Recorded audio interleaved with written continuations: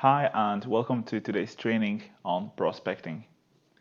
This training will be about the basics and the right foundation of prospecting to generate more sales. We will also talk about the clarity in your actions in prospecting to fuel your lead generation, and also I will talk about the three biggest and costliest mistakes people make when it comes to prospecting and B2B lead generation. If you never heard about Yantle, we help our clients to get more qualified leads and sales, to have a reliable and scalable sales process, and also to get more control over their pipeline. This way they can focus on other areas of their business while we handle the sales and lead generation. So let's start with the basics. So there isn't any confusion about the terms. Let's define what I mean by prospecting. And simply put, prospecting is a process of securing information about the people you want to target.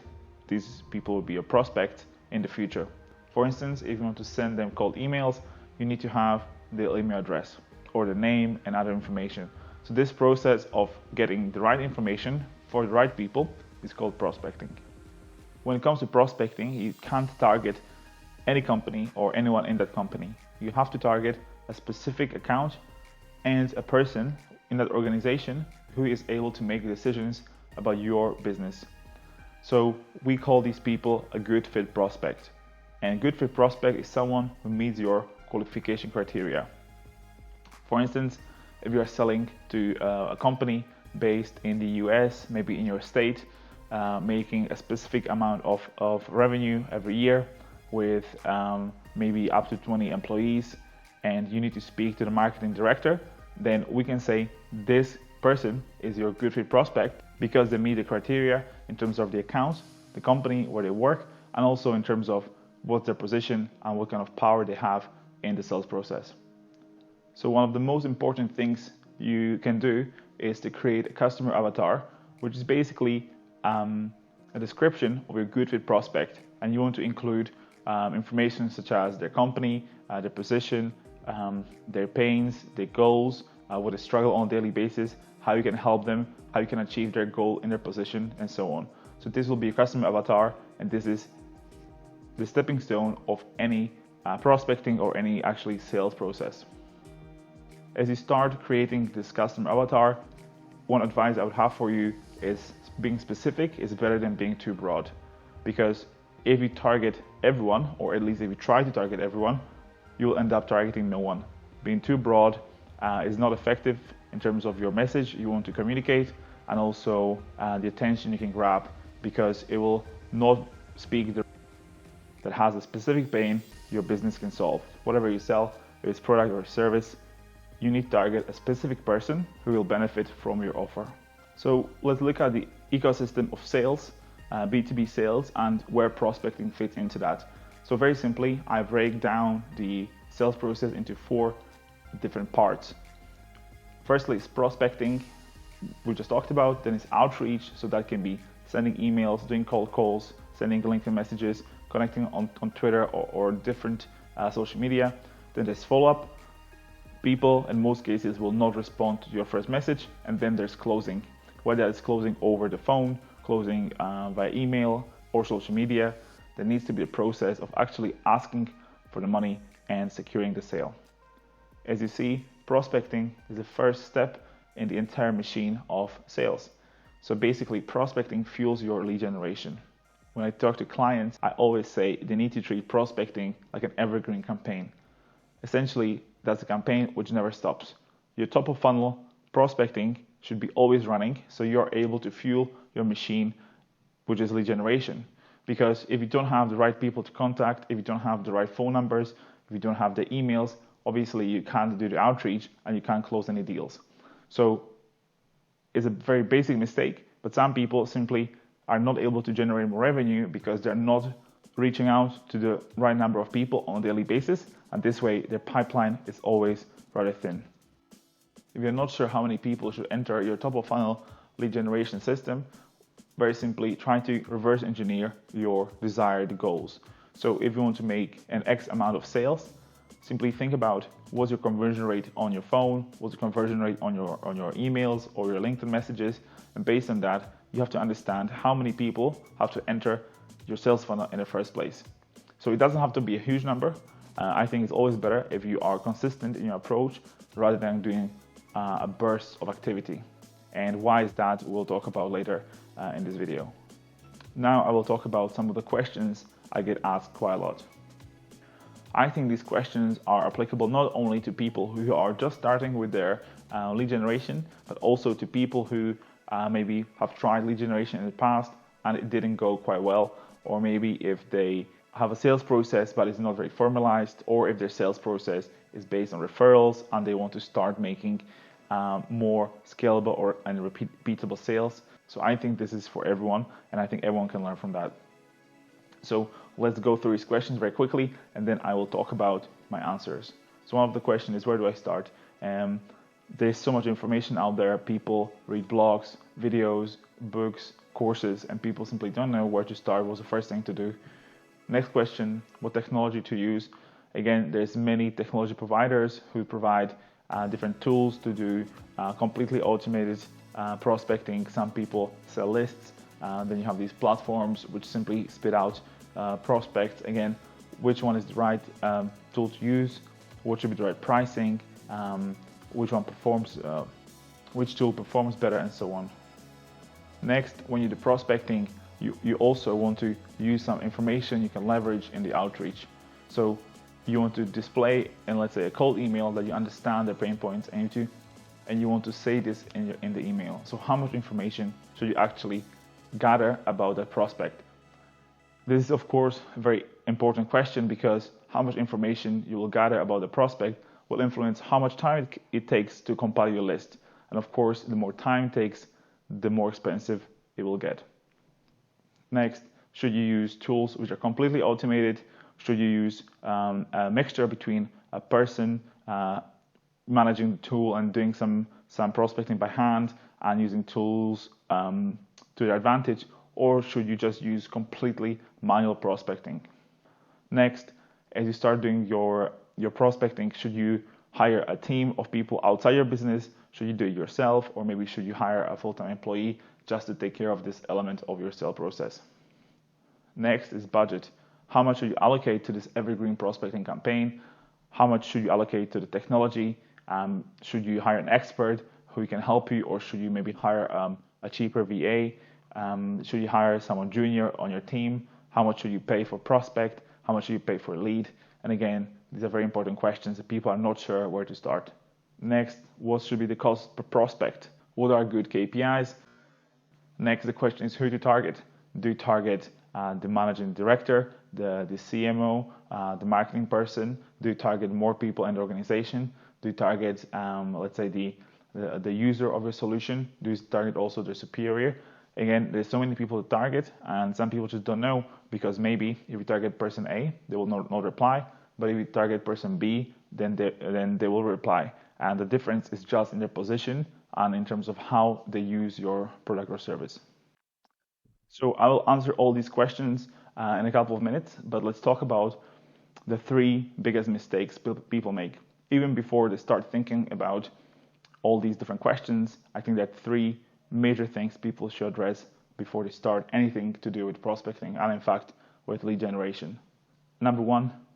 Mistake number one, I think the biggest mistake you can make is not being clear on who you want to target and why you want to target that person. So if you invest into technology, a team, or your time into prospecting, getting emails, phone numbers, and all this different information about the prospect, maybe you do extensive research on their background, on their position, on their company, then just to realize that actually this company or this person is not the right person to talk to, then everything you've done after that point for every person in your list is basically useless. And this can be very costly. It can be horrible for your time, and also it can burn you, where maybe you say, okay, this is not the right approach for me, and you simply stop doing what you're doing.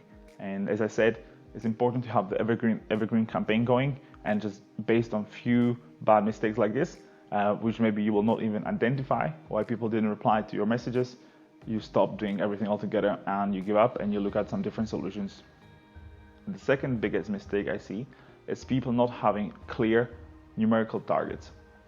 This means not knowing how many people they should prospect and reach out to on a daily basis, weekly basis, monthly basis, how many people they should convert through their chosen communication channel, whether that's email, LinkedIn, or cold calls.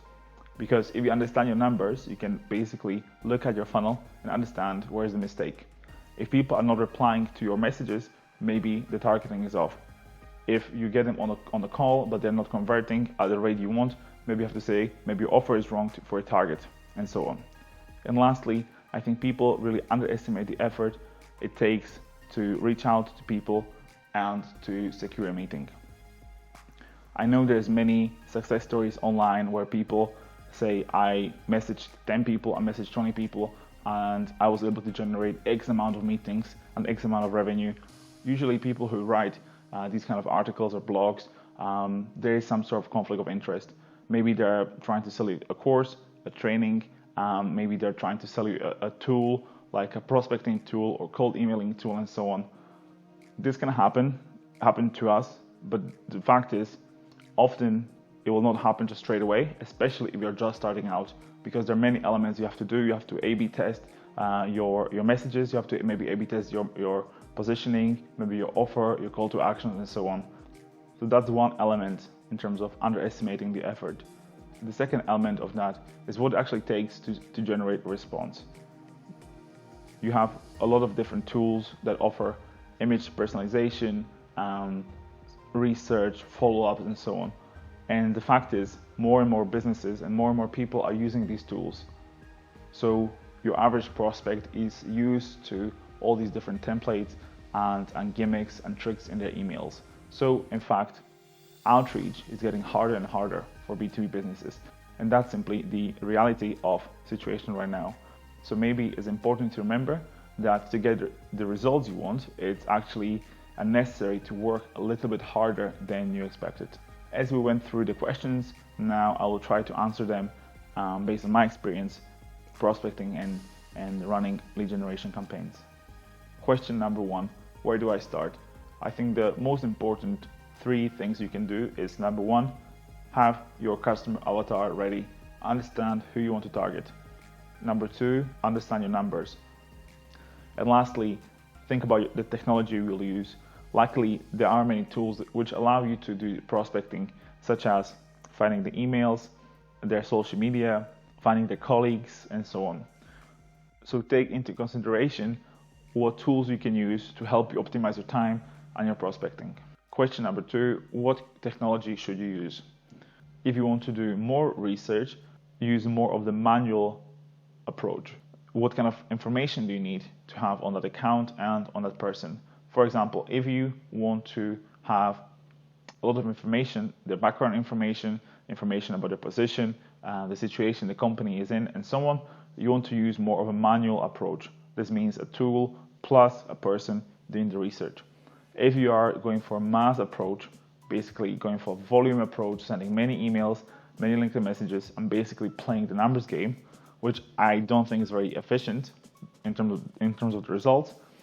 But if you want to do this, then I would say go for a more of an automated approach where you don't touch the data, where the data is flowing from one tool to another, and you go from prospecting to some data and integration such as Google Sheets, and then you are able to pull data into your cold emailing platform.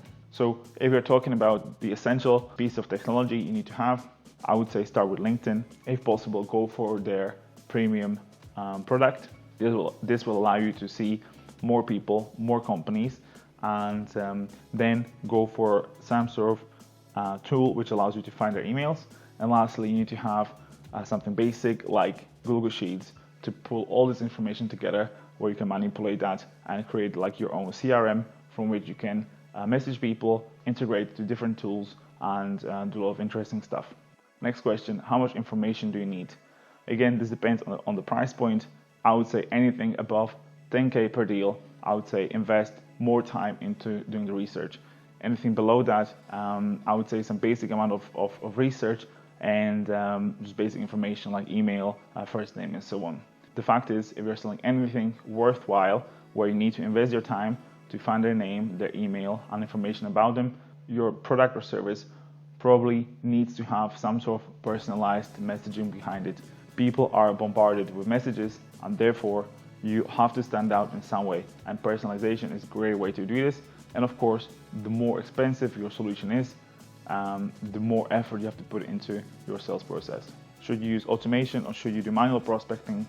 Next, should you use automation or manual prospecting? I think in a way I addressed this already. This really depends on the amount of research you have to do, and the amount of research usually depends on the price point, where the more expensive it gets, the more information you have to include in your messaging to basically be more relevant in your outreach and to resonate with your prospects. Next question, should you outsource or do your prospecting in-house? I would say start with outsourcing, whether that is a company or a freelancer or some sort of VA, and I would say bring someone in-house only once you really understand your sales process, when it's running really effectively for a number of months or maybe even years, and where it's completely necessary, which I don't think in many cases is, but I know some businesses simply prefer to have their team in-house and don't like the outsource way of things.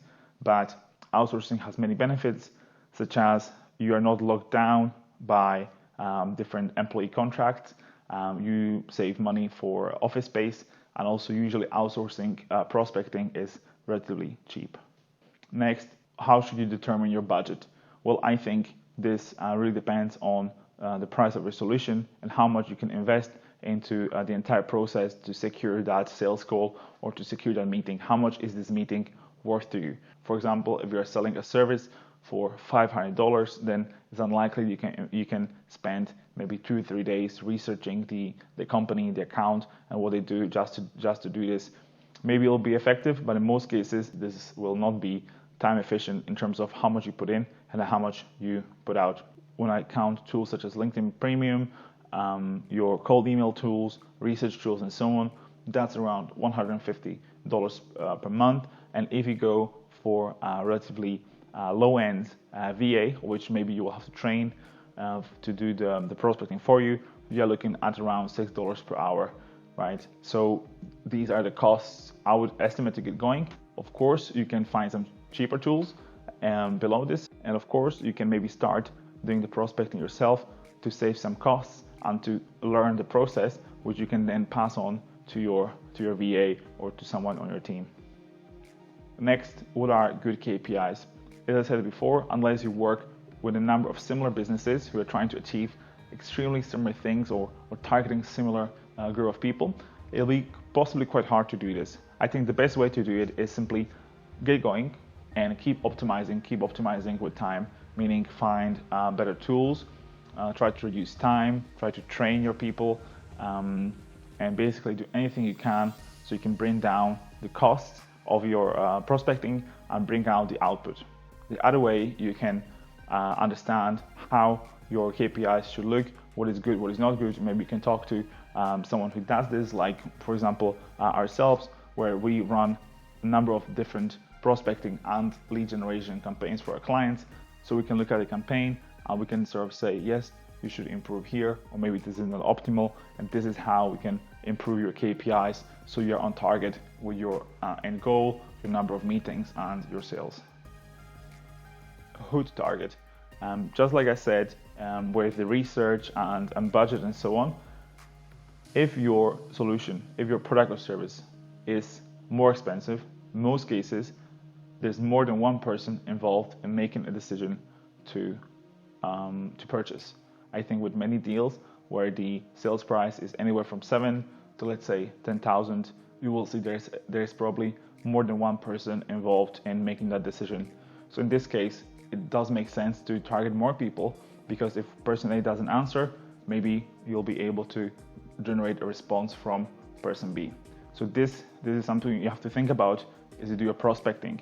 Maybe if you want to target the founder, in some cases you can also target the co-founder, or maybe you can target someone else in the company who is going to be actually in direct contact with your product or service. So if you're selling, let's say, a SaaS product, and the founder is the ultimate person that has to make the decision, maybe you have to target the co-founder, but also the person below them who is actually going to use your SaaS software, let's say you're selling something related to content management, maybe the marketing manager will be the actual user of your product. So in this case, maybe you have to target the founder, the co-founder, and also the marketing manager. Of course, as you target these people and you do research on each, their goals and objectives will be different. So you have to look at different information, and also you have to create different campaigns as you approach them. Lastly, are the people you're trying to prospect, like the people who you are doing research on and you want to contact, are they good fit, or are they the right people in the first place to spend your time on, to get their emails and to basically reach out to them? And how do you determine if this is the right person to include in your customer avatar? And again, so if some people make the mistake of not creating customer avatar, other people can make the mistake of creating the wrong customer avatar and actually going after an account which they shouldn't go after. And this is equally bad in terms of how you handle your time and how you handle the investment and the opportunities you could generate with that time and money you just spent on something pointless. I think the best way to generate a good fit prospect, a customer avatar, someone you want to sell to, is by looking at your existing customers and looking at customers that are just great to work with. There is not a lot of friction. They have the funds to pay for your services. You are able to deliver to this specific type of customer great experience. You deliver them results, and simply it's a great working relationship and you have future with them. So this is the type of customer you want to work with. Maybe this type of customer doesn't represent the majority of your customers, and that's why you go for the real majority of customers, which are actually hurting your business. Maybe they always want to negotiate about the price. You have to spend a lot of time on that account for fairly little amount of money. It's maybe even hard to deliver great results for them. They're not good fit for your service or your product, and simply it's a lot of pain to work with them, and in some cases it simply is not worth the money, and you don't want a lot of these customers. So when you think about who to target, think about these elements and go for these type of customers. That's all for today. Thanks so much for watching, and I will leave some links on the screen so you can watch more of our training videos. If you want to receive more videos like this in the future, simply subscribe, and I'll see you next time.